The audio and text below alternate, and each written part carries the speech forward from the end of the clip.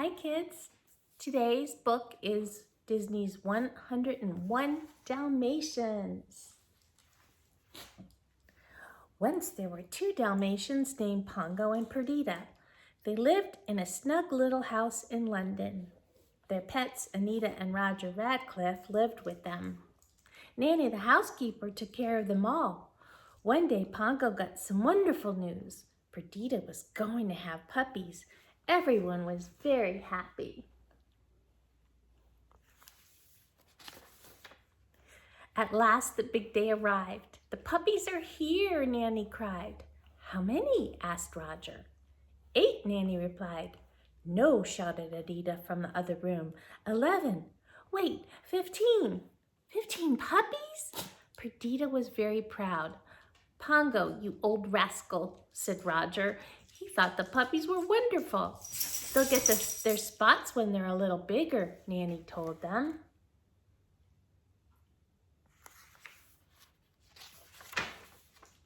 Suddenly, there was a clap of thunder. In swept Anita's old friend Cruella de Vil. Her long fur coat trailed behind her. "I see the puppies are here at last," she said. "I'll buy them all." "They're not for sale," replied Roger. "You'll be sorry," Cruella snapped as she stormed off. Pongo and Perdita were happy to see her leave.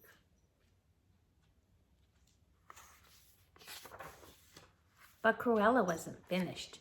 "They can't stop me," she cackled.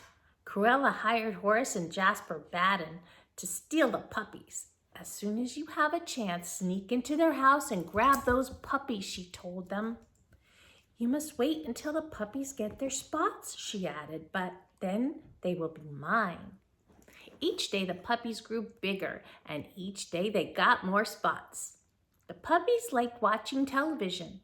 The show they liked the most was about a dog named Thunderbolt. "Get him, Thunderbolt," shouted Penny. "Time for bed," Pongo said when the show ended. "Aw, Dad, we're not sleepy," said Lucky.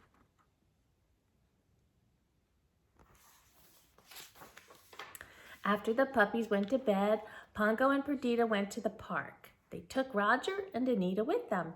But as soon as they went out, Horace and Jasper went in. Jasper locked Nanny in the attic. Horace put all the puppies into a big sack. They took all 15 puppies. When Roger and Anita returned, Nanny told them what had happened. Roger called the police, but the police couldn't find the puppies. Perdita and Pongo were very upset. Then Pongo had an idea. "Let's try the twilight bark," he said. "It's our only hope." "All right," agreed Perdita.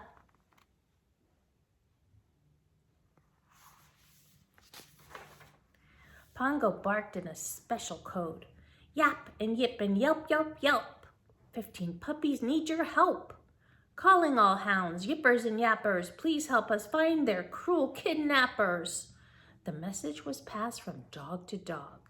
It woke up Towser, a bloodhound who lived way out in the country.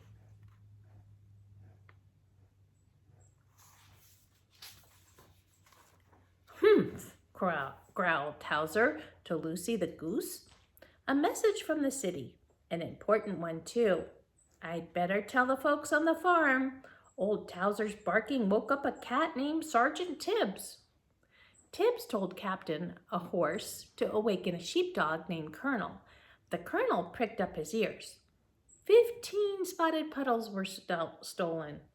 "I think that's puppies, sir," said Sergeant Tibbs.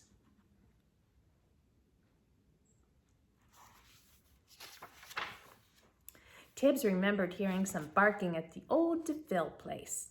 "Nonsense, that house has been empty for years," said the Colonel.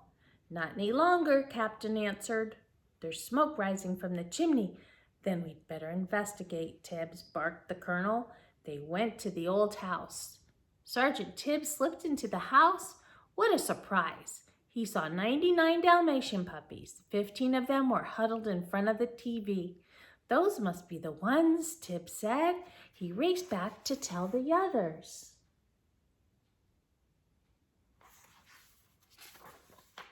The Colonel sent a message, dog by dog. The message was passed from the country to the city.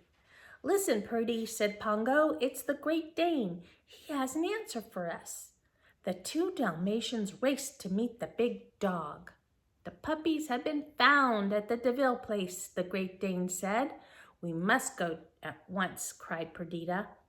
When they got to the country, Sergeant Tibbs and the Colonel were waiting for them.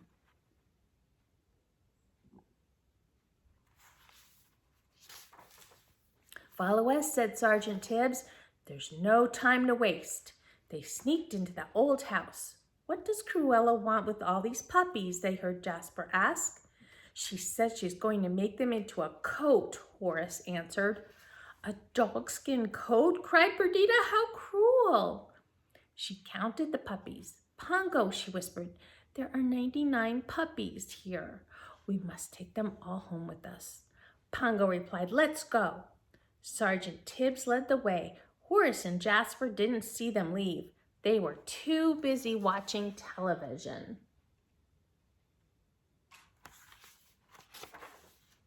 The Dalmatians followed Tibbs to the barn, but they weren't safe yet. Horace and Jasper had finally noticed the puppies were gone. They were following their tracks in the snow. "Here they come," shouted Tibbs. "We'd better do something." "We'll hold them off," Captain told Pongo. The Dalmatians escaped out the back door, and Captain gave the baboons a swift kick when they came through the front door.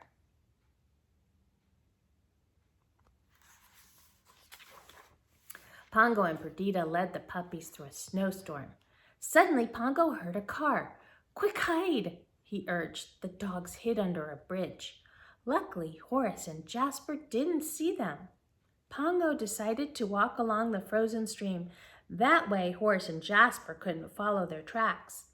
Home seemed very far away.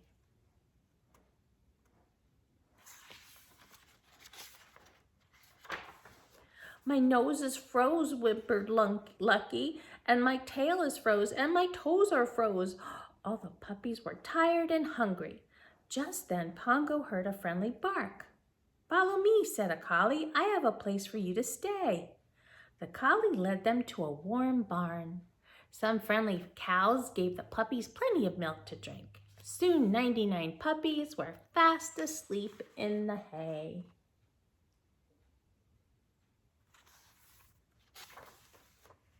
Pongo and Perdita thanked the cows and the collie. "Tomorrow morning you can go to the village," said the collie. "A Labrador retriever will meet you there. He'll show you how to get home." The next morning, Pongo and Perdita continued on their way. Pongo knew that Cruella would be looking for them. He tried to brush away their tracks with a branch, but Cruella saw the tracks. "They're headed for the village," she shrieked.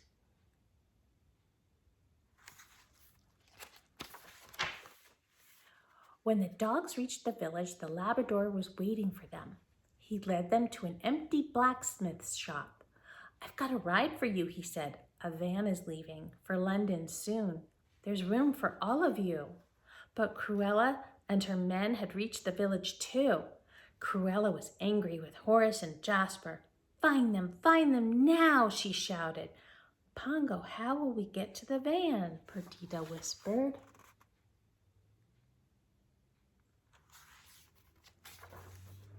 Just then Lucky said, "Patch pushed me." He was covered with soot. "He pushed me first," Patch whined. He was covered with soot too. That gave Pongo an idea. He rolled in the soot. "Look, I'm a Labrador. Come on, Purdy, let's all be Labradors." Soon all the Dalmatians were covered in soot. "We're going to fool the nasty lady," the pups giggled.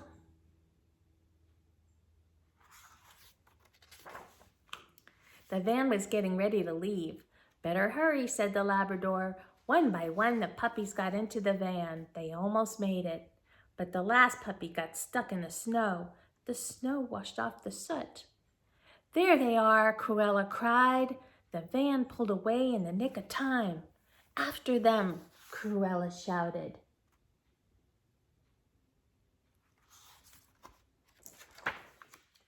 Cruella drove too fast for the slippery road.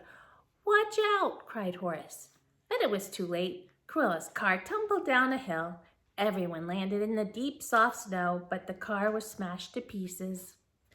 Back in London, Anita and Nanny were decorating the Christmas tree. Roger was too upset to help. I miss Pongo and Purdy so much, said Anita. I know, answered Nanny. Sometimes at night I think I hear them bark, but it always turns out to be a dream. Wait, cried Anita. Did you hear that bark?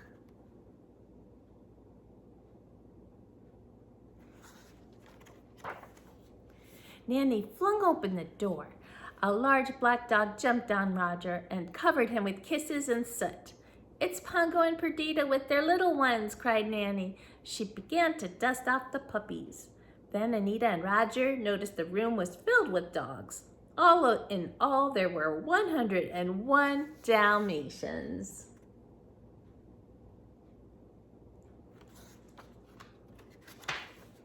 Whatever shall we do with them? Anita asked. We'll buy a big place in the country, said Roger, a Dalmatian plantation. It was a very merry Christmas after all. The end. Hope you enjoyed it. Love you.